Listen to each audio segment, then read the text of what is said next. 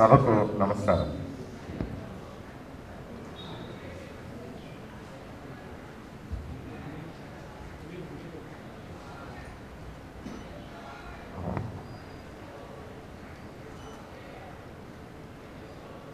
ఈరోజు ఈ పురస్కారాన్ని తీసుకోబోయే రచయిత గురించి కానీ ఆ పుస్తకం గురించి కానీ చెప్పే బాధ్యత నాకు లేదు. పురస్కార నేపథ్యం వరకే నా పని. అయితే నాకు ఎప్పటికీ నెరవేరని కళలు కొన్ని ఉన్నాయి. అందులో ఒకటి మీతో పంచుకుంటాం. ఇట్లా ఒక సాహిత్య పురస్కార సభ పెట్టుకున్నాం అనుకోండి, అందరినీ కాకుండా నిజంగా సాహిత్యం అంటే ఆసక్తి ఉండి కొద్దో గొప్ప చదువుకొని వాళ్ళను ఒక 50 మందిని మనం ఎంపిక చేసుకోవాలి. ఆ పుస్తకాన్ని ఆ 50 మందికి ముందు ఇచ్చేసేయాలి. వాళ్ళు సిన్సియర్ ప్రేక్షకులు, సిన్సియర్ సాహిత్యవేత్తలు అయి ఉండాలి. సాహిత్యవేత్తలు కాదు, సాహిత్యాభిమానులు. ఆ 50 మందిలో కనీసం 40 మంది ఇంకా రకరకాల కారణాల వల్ల రాలేకపోవచ్చు కదా, ఖచ్చితంగా రావాలని ఎట్లా నిర్బంధించగలము? ఓ 35 మందో 40 మందో ఆ సభకు వస్తారు. ఈ సాహిత్య పురస్కార గ్రహీతతో వాళ్ళు ఇంటరాక్ట్ అవుతారు. ఇది ఎందుకు రాశారు, ఈ పదబంధం ఇక్కడ ఎందుకు వాడవలసి వచ్చింది, దీని ఔచిత్యం ఏంటి, ఈ వాక్యం వాడాల్సిన ఔచిత్యం ఏంటి, ఒక పొట్టి లైను ఒక పొడుగు లైను, ఒక పొట్టి లైను ఒక పొడుగు లైను ఎందుకు రాయాల్సి వచ్చింది, ఈ శీర్షిక ఎందుకు పెట్టారు, ఇట్లా అడిగి ఆ వ్యక్తిని సాహిత్యపరంగా డిసెక్షన్ చేయాలని కోరుకుంటాడు. లేకపోతే ఆయన ఏదో రాశాడు, మనకేదో నచ్చింది, ఇవ్వాల్సింది కాబట్టి ఎవరికో వాళ్ళకి ఇద్దాం కాబట్టి 4 పేర్లు చీట్లు వేసుకొని లాటరీ తీసుకొని వాళ్ళకి ఇవ్వటం కాదు కదా. ప్రేక్షకులకి ఆ వ్యక్తి కవిత్వత్వం, ఆ వ్యక్తిత్వం మనకు అనవసరం, ఆ వ్యక్తి అట్లాంటి కూడా మనకు అనవసరం. ఆ వ్యక్తి యొక్క కవిత్వ తత్వం ఏంటో ప్రేక్షకుడు కూడా అర్థం చేసుకొని అప్పుడు అనుమోదిస్తే సాహిత్య పురస్కారం జరుగుతుంది. పోయినా చర్చ తర్వాత జరిగేది ఎట్లా జరుగుతుంది అనుకోండి, అప్పుడు వచ్చిన ప్రేక్షకుడికి కానీ తీసుకున్న వాళ్ళకి కానీ అది ఏర్పాటు చేసిన వాళ్ళకి కానీ చాలా మానసికంగా చాలా సంతృప్తిగా ఉంటుందని నేను ఫీల్ అవుతాను. అది మనకి బహుశా కుదిరే పని కాదనుకోండి.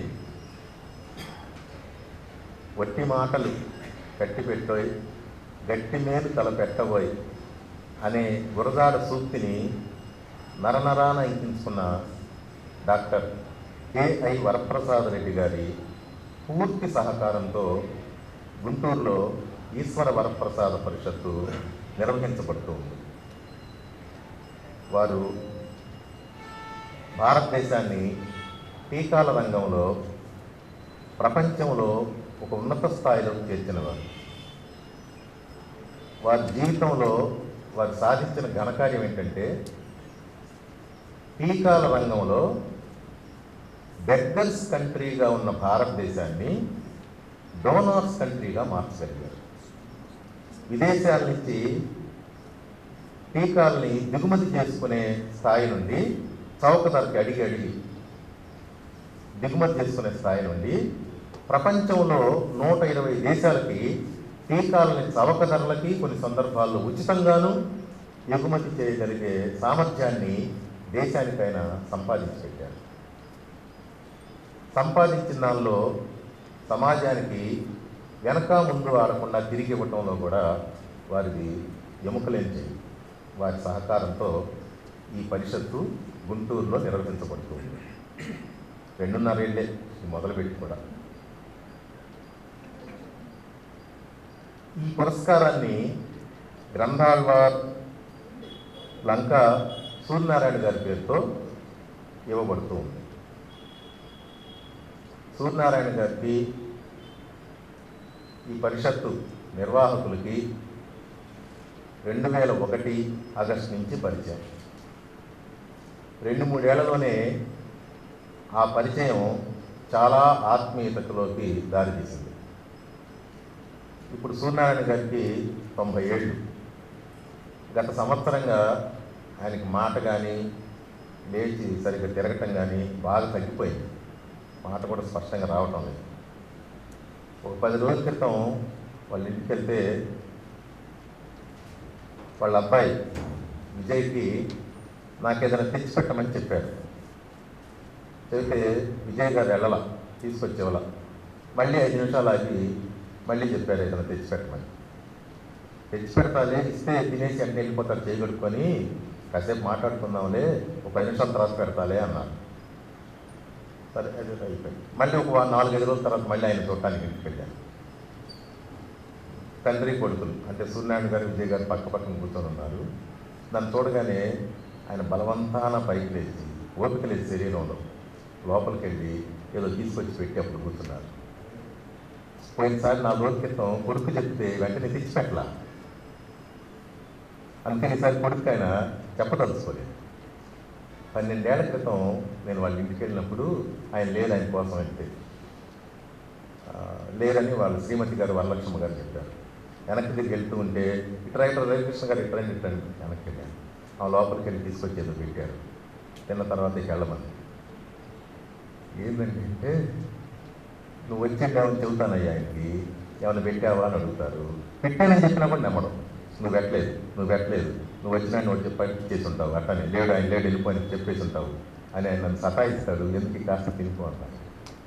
అంటే వాళ్ళ ఇంట్లో స్వీట్లు గీట్లు తిన్నందుకు ఈ పురస్కారం పెట్టల. నాన్నగారు అనుకుంటున్నారు, ఓహో వాళ్ళ ఇంట్లో తిన్నందుక ఈ పురస్కారం వాళ్ళ పేరు పెట్టారని. గ్రంథాళ్వార్ అనే పేరు ఆయన జీవితానికి సార్థకమైనటువంటి పేరు.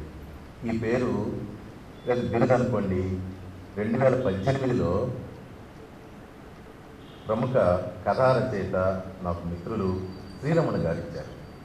అప్పుడు అజోబిగో వారి ప్రతిభా పురస్కారం సూర్యనారాయణ గారికి లైఫ్ టైమ్ అచీవ్మెంట్ అవార్డు సందర్భంగా ఆయన సాక్షిలో ఒక వ్యాసం రాస్తూ గ్రంథాళ్వారికి ప్రతిభా పురస్కారం అని హెడ్డింగ్ పెట్టారు.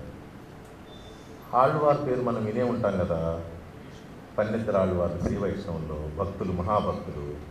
ఆళ్వార్ అంటే మునిగిపోయినవాడు అని అర్థం ద్రావిడ భాషలో. దేనిలో మునిగిపోయినవాడు? భక్తిలో మునిగిపోయినవాడు. ఇప్పుడు నడుస్తున్న ధనుర్మాసం గోదాదేవి అనే ఆళ్వార్ పేరు మీద. సూర్యనారాయణ గారు దేనిలో మునిగిపోయారంటే గ్రంథాల్లో, పుస్తకాల్లో మునిగిపోయారు. చాలా సార్థకన బిరుదు శ్రీరమణ గారు సూర్యనారాయణ గారికి ఇచ్చారు. ఆయన సొంత ఇల్లు కట్టుకునేటప్పటికీ ఆయన ఇంట్లో ఉన్న పుస్తకాల సంఖ్య 35,000. ఒక 30 ఏళ్ల క్రితం. ఈ 35,000ని ఆయన 7-8 అద్దెళ్లలో మార్చుకుంటూ వచ్చారు. ఒక్కడే. ఆ పుస్తకం మీద ఇంకొకటి చేయటానికి వీల్లేదంటే ఇసుక్కుంటారు. ఈ పుస్తకాలు ఇదంతా మన ఎత్తుని పెట్టాడు, ఆయనే మొత్తం సర్దుకుంటారు. గుడిలో సెల్లార్లోకి మార్చేటప్పటికీ ఆ పుస్తకాల సంఖ్య 85,000. ఒక్క పుస్తకం కూడా ఒకళ్ళని ముట్టుకొనివ్వలేదు. ఆయనే శుభ్రంగా తుడుచుకొని అట్టపెట్టెల్లో సర్ది తోపుడు బండిలో పెడితే ఆయన నియమించుకున్న వ్యక్తులు ఆ తోపుడు బండిలో ఆకుపోయి వీళ్ళు వెళ్ళేటప్పటికి ఆయన మళ్ళీ పుత్తూరుని బండి వేసుకెళ్ళి అక్కడ నిలబడి ఉంటారు. అట్టపెట్టెలు మళ్ళీ లోపల పెట్టుకుంటారు. మళ్ళీ ఇంటికి వస్తారు, అట్టపెట్టెలు సర్తారు. అట్లా 85,000 పుస్తకాలను ఆయన సుమారు 14-15 రోజుల్లో ఆయన గుడికి చేర్చారు. ఒక 5-6 సంవత్సరాల్లో గుమ్మడి రాధాకృష్ణమూర్తి గారు లైబ్రరీ పెట్టారు. అన్నమయ్య గ్రంథాలయం కట్టగలిగారు. అప్పటికి 105,000 పుస్తకాలు. 85,000 కాస్త ఈ 5-6 ఏళ్లలో 105,000. మళ్ళీ అదే ప్రాసెస్. బీరువాళ్ళ నుంచి ఆయనే తీసి ఆయనే అట్టపెట్టెల్లో పెట్టుకొని తూపుడు బండి మీద పెడితే లైబ్రరీ తీసుకురావటం, మళ్ళీ లైబ్రరీకి వచ్చి వాటిని పైకి తెచ్చుకోవడం. ఇంట్లో ఒక 300-400 పుస్తకాలుండి వాటిని సంవత్సరాల తరబడి సర్దుకోలేని వాళ్ళు నాకు తెలుసు. వాళ్ళలో మొదటి పేరు రవికృష్ణ. 400-500 పుస్తకాలుండి వాటిని క్రమ పద్ధతిలో ఒక బీరో సక్రమంగా సర్దుకోలేని వాళ్ళు ఎంతోమంది ఉన్నారు. లేదు, మీకు చాలా నీట్గా సర్దుకున్నారు, నేను చూశాను. సర్దుకుంటూనే ఉన్నారు. పుస్తకాలు ఇంట్రెస్ట్ ఉన్న వాళ్ళకి సర్దటం కూడా జరగదండి. ఆ బీరువాలో పుస్తకం తీసి పెడతారు, ఆ పుస్తకం సర్దిస్తారు. ఇది ఎప్పుడు కనుక్కున్నది ఏంటి, లేదా ఎవరైనా ప్రజెంటేషన్ ఇచ్చారా, రచయిత ఇచ్చారా, ఏ సందర్భంలో ఇచ్చారు, మధ్యలో మనం గుర్తుపెట్టుకుని మళ్ళీ ఒకసారి చూసుకొని అది అరగంట పడుతుంది. ఇక ఆ పూటకి పుస్తకాలు సర్దే టైం అయిపోద్ది. ఆ ఒక్క పుస్తకం సర్ది మళ్ళీ రేపటికి పని వాయిదా వేయడం జరుగుతుంది. ఆయన పని రాక్షసుడు. ఒక మనిషి జీవిత కాలంలో 20 మంది మనుషులు పని చేశారు ఆయన ఒక్క పుస్తకాల విషయం. అందుకని వారు గ్రంథాల పట్ల వారికి ఉన్న మమకారాన్ని బట్టి, వారికి ఉన్న ఇష్టతను బట్టి ఈ పురస్కారానికి గ్రంథాళ్వార్ లంకా సూర్యనారాయణ సాహితీ పురస్కారం అనే పెట్టుకున్నాం, కానీ ఇతరత్ర ఏ కారణంతోనూ కాదు. ఆయన నాకు పరమశత్రువైనా సరే ఆ పేరు పెట్టుకుంటామండి. ఆయన పని తెలిసి ఉండి ఆయన నాకు పరమశత్రువైనా సరే నేను ఈ పేరే ఈ పురస్కారానికి పెట్టుకునేవాడిని. వాళ్ళ కుటుంబ సభ్యులు కూడా నేనేం తెలియపరచలేదు. నాకు ఆ స్వతంత్రం ఉంది. 2010 నుంచి నేను వారి 6వ అబ్బాయిగా మారిపోయాను. ఆయనకు 3 కొడుకులు, 2 బంధువుల కొడుకులు, 2 పెంచారు ఆయన 5గురిని. నేను 6వ వాడిగా 2010 నుంచి వాళ్ళు పరిగణించడం మొదలుపెట్టారు కాబట్టి నాకు చెప్పే అవసరం కూడా ఉందని నాకు అనిపించలేదు. ఆ స్వతంత్రం తీసుకున్నాను.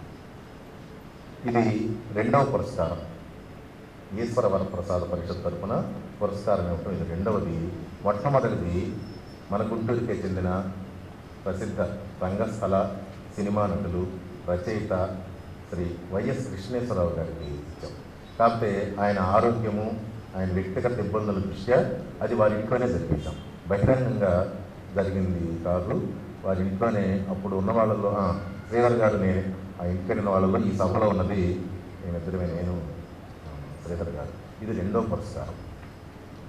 ఈ పురస్కారం ఎందుకు ఇస్తున్నాము, ఆ పుస్తకం గురించి చెప్పే బాధ్యత నాకు లేదన్నాను, కానీ అయినా ఆ మాట మీరి ఒక 2-3 వాక్యాలు చెప్తాను. ఈ పుస్తకం నేను చదివిన తర్వాత వచన కవిత్వం మీద ఉండే నాకు అభిప్రాయాలు వేరు, నాకున్న ఇష్టాలు వేరు. అది బూసురుపల్లి గారికి చాలా క్షుణ్ణంగా తెలుసు. వచన కవిత్వం మీద ఉన్న నాకున్న అభిప్రాయం బూసురుపల్లి, ఈ సభలో ముఖ్య అతిథిగా ఉన్నటువంటి బూసురుపల్లి గారికి క్షుణ్ణంగా తెలుసు. కానీ అది చదివిన తర్వాత దానిలో రచయిత యొక్క ఆవేదన, రచయిత యొక్క ఆత్మీయత, కొన్ని సందర్భాల్లో కొన్ని ప్రత్యేక అంశాల గురించి ఈ పరిషత్తు నిర్వాహకులకు ఎటువంటి అభిప్రాయాలు ఉన్నాయో దాదాపు అలాంటి అభిప్రాయాలే దానిలో కనపడటం ఈ పురస్కారం ఇవ్వడానికి కారణాలనేది. దానికి నాకు గుంటూరు జిల్లా రచయితల సంఘం నిర్వాహకులైన సుబాని గారు, నానా గారు, సోమేపల్లి వశిష్ఠ గారు తోడ్పడ్డారు. వారికి ధన్యవాదాలతో, అంగీకరించిన గోండ నారాయణ వెంకటనారాయణ గారికి ధన్యవాదాలతో సెలవు.